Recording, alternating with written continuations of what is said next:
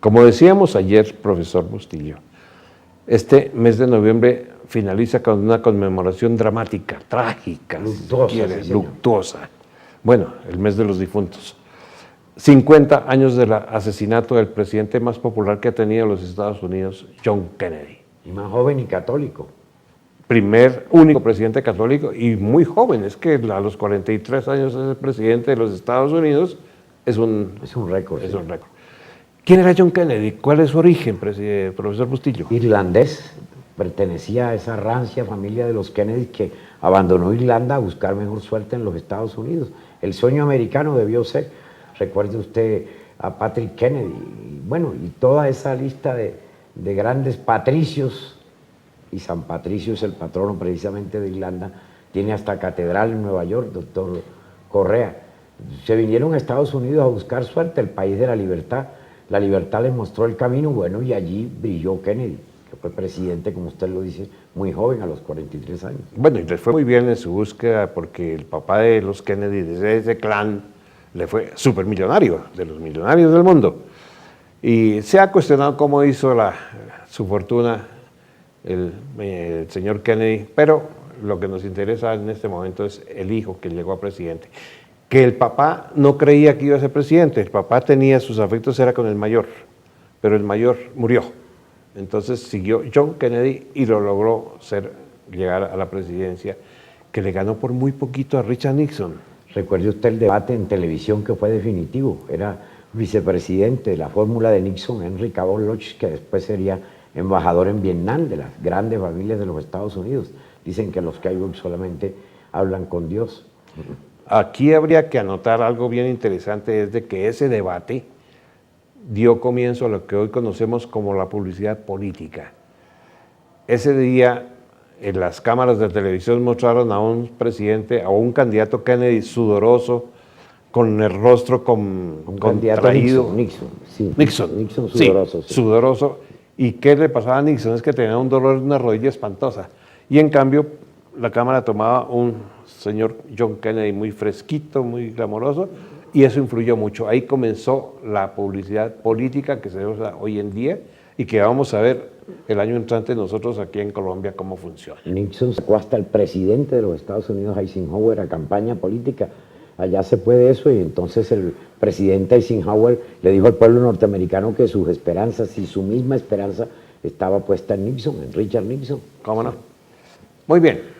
Este presidente glamoroso, porque es una dinastía, cualquier estadounidense se identifica con John Kennedy y Jacqueline Kennedy, que era una mujer que impuso la moda norteamericana en la Casa Blanca.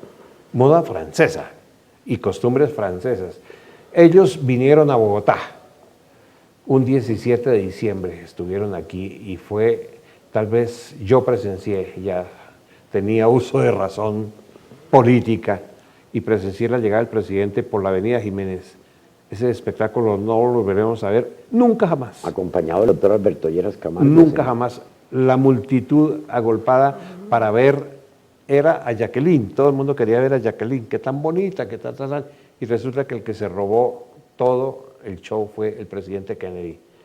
Sobre todo cuando con el presidente Alberto Lleras fueron por allá cerca del antiguo aeropuerto que tenía Bogotá, que era el aeropuerto de techo. A poner la primera piedra. Sí, exactamente, y pusieron la primera piedra de eso que se llama hoy Ciudad Kennedy.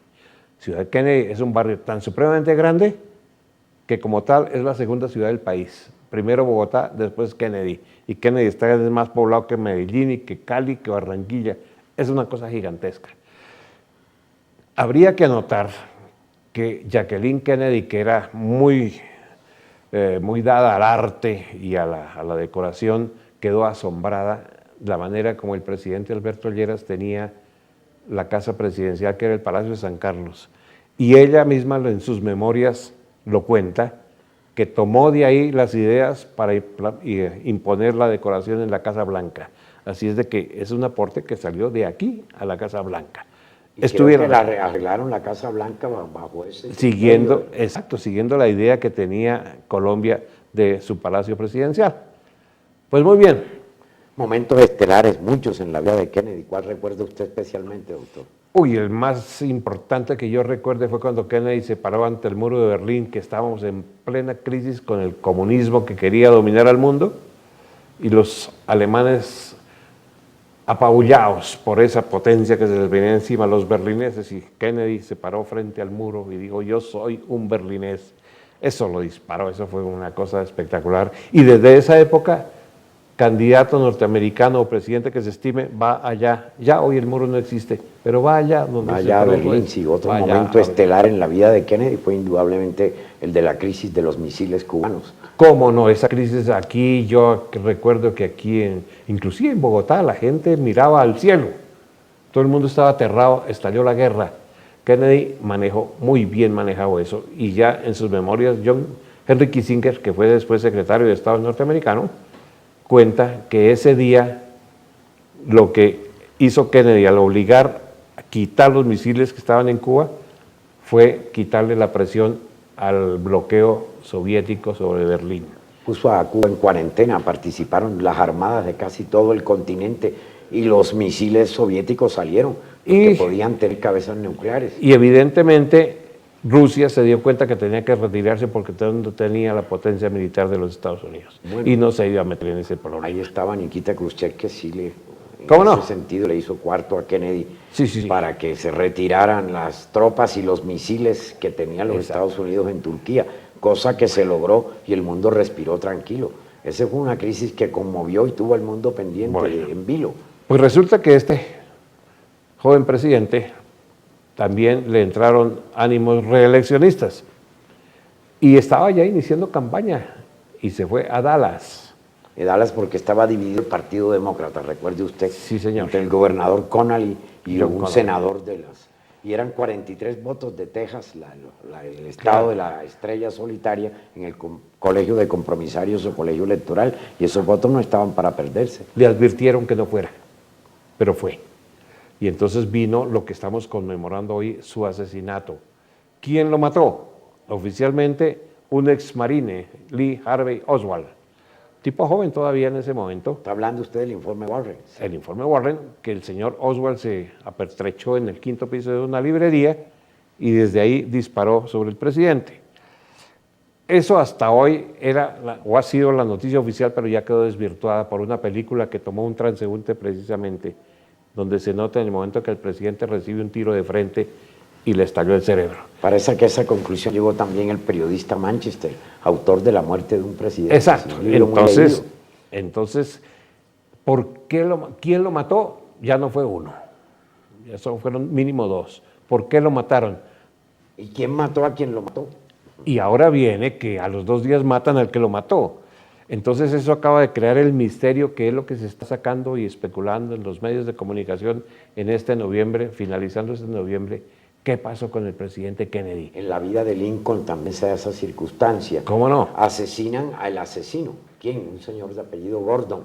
Se mete y días después de aquel famoso Viernes Santo en que perece el presidente Lincoln, pues matan al asesino, el actor ese que lo asesinó viendo Mi Prima Americana allá en un teatro de Washington. Sí. Entonces, lo que es inexplicable es que 50 años después los servicios secretos americanos sigan manteniendo en secreto los documentos de la investigación real sobre quién mató al presidente. O sea que no está desclasificado eso. Eso no está desclasificado. ¿Por qué?